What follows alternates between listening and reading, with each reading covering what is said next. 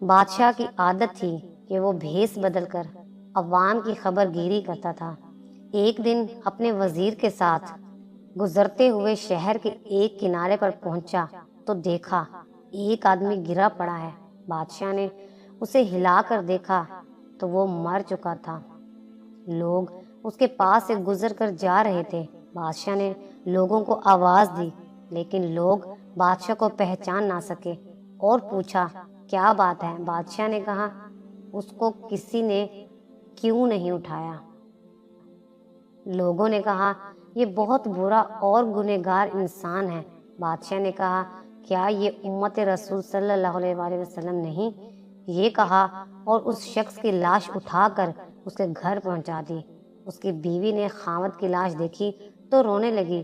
بادشاہ اور اس کا وزیر وہیں عورت کا رونا سنتے رہے۔ عورت کہہ رہی تھی میں گواہی دیتی ہوں میرا خاوند اللہ کا ولی ہے اور نیک لوگوں میں سے ہے۔ اس بات پر بادشاہ کو بڑا تعجب ہوا۔ کہنے لگا یہ کیسے ہو سکتا ہے؟ لوگ تو اس کی برائی کر رہے تھے اور تو اور اس کی میت کو ہاتھ لگانے کو بھی تیار نہ تھے۔ اس کی بیوی نے کہا مجھے بھی لوگوں سے یہی توقع تھی۔ دراصل حقیقت یہ ہے کہ میرا خاوند ہر روز شراب خانے جا کر شراب خریدتا اور گھر لا کر گڑھے میں بہا دیتا اور کہتا کہ چلو کچھ تو گناہوں کا بوجھ مسلمانوں سے ہلکا ہو۔ اسی طرح رات کو ایک بری عورت کے پاس جاتا اور اس کو ایک رات کی اجرت دے دیتا اور کہتا کہ اپنا دروازہ بند کر لے، کوئی تیرے پاس نہ آئے۔ گھر آ کر کہتا الحمدللہ آج اس عورت کا اور نوجوان مسلمانوں کے گناہوں کا میں نے کچھ بوجھ ہلکا کر دیا ہے۔ لوگ اس کو ان جگہوں پر آتا جاتا دیکھتے تھے۔ میں خاوند سے کہتی تھی کہ یاد رکھو جس دن تم مر گئے لوگ تمہیں نہ غسل دیں گے، نہ تمہاری نماز جنازہ پڑھیں گے اور نہ ہی تمہیں دفنائیں گے۔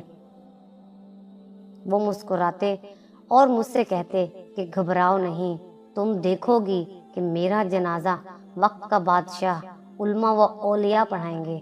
یہ سن کر بادشاہ رو پڑا اور کہنے لگا میں بادشاہ ہوں، کل ہم اس کو غسل دیں گے، ہم اس کی نماز جنازہ بھی پڑھائیں گے اور اس کی تدفین بھی کروائیں گے۔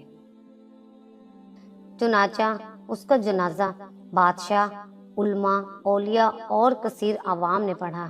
آج ہم بظاہر کچھ دیکھ کر یا محض دوسروں سے کچھ سن کر اہم فیصلے کر بیٹھتے ہیں۔ اگر ہم دوسروں کے دلوں کے بھید جان جائیں تو ہماری زبانیں گونگی ہو جائیں۔ خدارا کسی کو غلط سمجھنے سے پہلے دیکھ لیا کریں کہ کیا وہ ایسا ہے بھی کہ نہیں۔